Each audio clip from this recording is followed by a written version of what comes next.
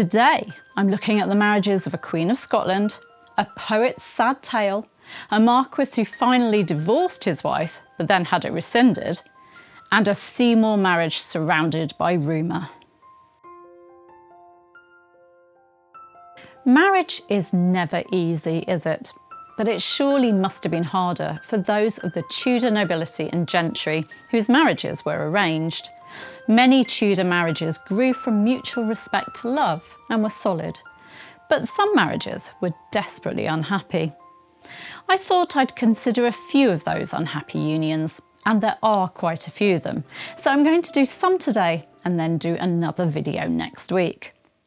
Let's start with Henry VIII's elder sister Margaret Tudor, Queen of Scotland.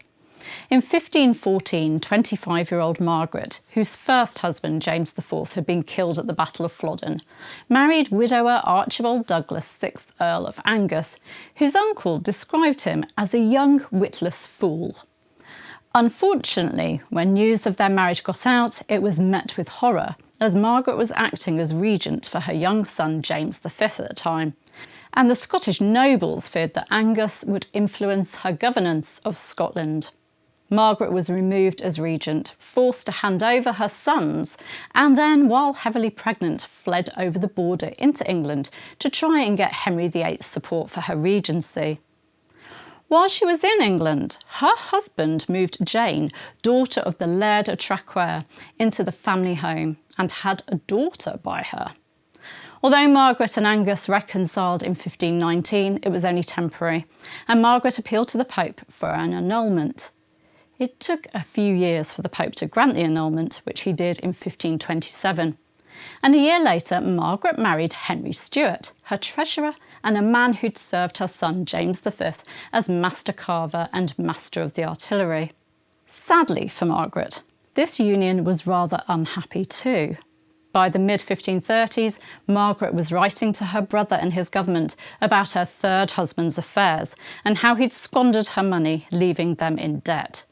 She decided to get a divorce, but her husband appealed to Margaret's son, James V, claiming that Margaret wanted to go to England once again and there remarry Angus. Margaret tried to flee across the border, but was stopped. She reconciled with her third husband shortly before her death in 1541. Poor Margaret. Our next unhappy marriage is that of poet, courtier and diplomat Sir Thomas Wyatt the Elder, son of Sir Henry Wyatt of Allington Castle, Kent. In around 1520, Wyatt, who was about 17 at the time, married Elizabeth Brooke, daughter of Thomas Brooke, 8th Baron Cobham, also of Kent. Elizabeth was about the same age as Wyatt. The couple had a son, Thomas, the following year, but in around 1525-1526, the marriage had broken down, with Wyatt repudiating his wife due to her adultery and separating from her. It was probably around this time that he fell in love with Anne Boleyn, writing poetry about her. Unfortunately for Wyatt, as a married man, albeit unhappily married, he had nothing to offer Anne, and there's no evidence that she returned his feelings. In his poem Whoso Lists to Hunt, Wyatt suggests that he had to abandon his wooing of Anne because another man started to woo her.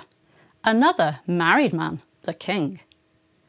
In 1537, Wyatt's brother-in-law, Lord Cobham, with whom Elizabeth was living, wrote to Wyatt asking him to remember his poor wife and give her something reasonable towards her living, but Wyatt refused.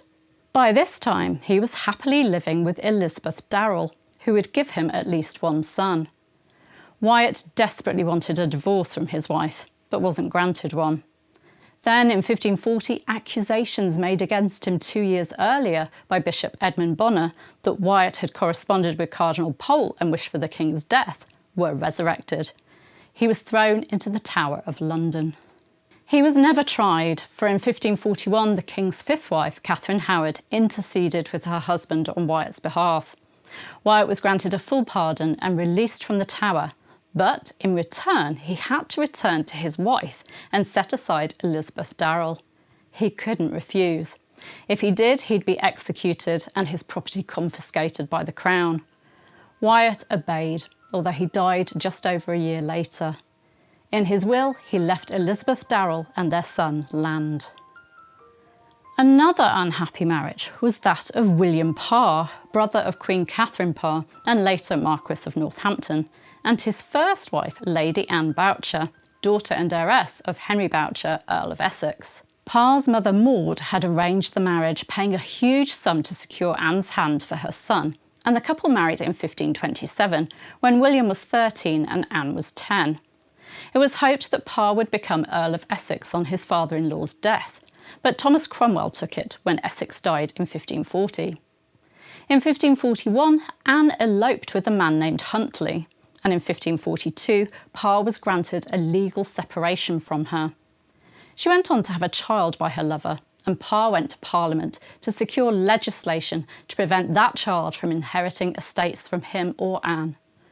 Parr had a relationship with Dorothy Bray, one of his sister's ladies, before falling in love with Elizabeth Brooke, niece of Wyatt's wife and another of the Queen's ladies, in late 1543. Unfortunately, like Wyatt, Parr's wish for a divorce wasn't granted, so he was unable to marry Elizabeth. In 1547, when Edward VI came to the throne, Parr petitioned once more for a divorce, asking for a commission to look into it, but then decided he couldn't wait any longer and married Elizabeth in secret. The commission ruled in his favour regarding his divorce, but when news of his secret marriage came out, he lost his place on the Privy Council and was ordered to leave Elizabeth. In 1551, he was finally granted a divorce, and his marriage to Elizabeth was deemed legal. But then, in 1553, Mary I came to the throne and punished Parr for supporting Lady Jane Grey's claim to the throne by rescinding his divorce. His ex-wife, or wife as she now was also appointed to serve as one of the Queen's ladies. Fortunately, though, Parr kept his head. In 1558, when Mary I died and Elizabeth I became Queen, Parr's divorce was recognised once more, as was his marriage to Elizabeth Brooke. Sadly, Elizabeth died in 1565.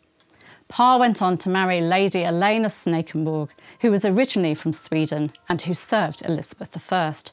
They had just 5 months together before Parr died. Next up, we have Edward Seymour, brother of Queen Jane Seymour, and a man who had become Lord Protector in his nephew Edward VI's reign. In his late teens, Edward married Catherine Fillol, daughter and co-heiress of Sir William Fillol.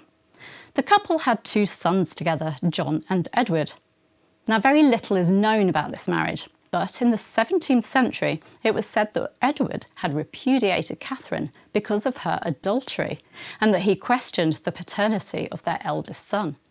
It was even claimed that she'd had an affair with her father-in-law, Sir John Seymour.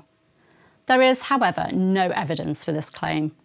Catherine was dead by 1535 when Edward married his second wife, Anne Stanhope. That's it for today's unhappy Tudor spouses. In part 2, I'll be looking at a poet's muse and her unhappy marriage, a case of domestic violence, a man who treated his wife abominably, denying paternity of their child, a wife sadly neglected by her husband, the Queen's favourite, and another Queen of Scotland's unhappy marriages. See you soon. Bye.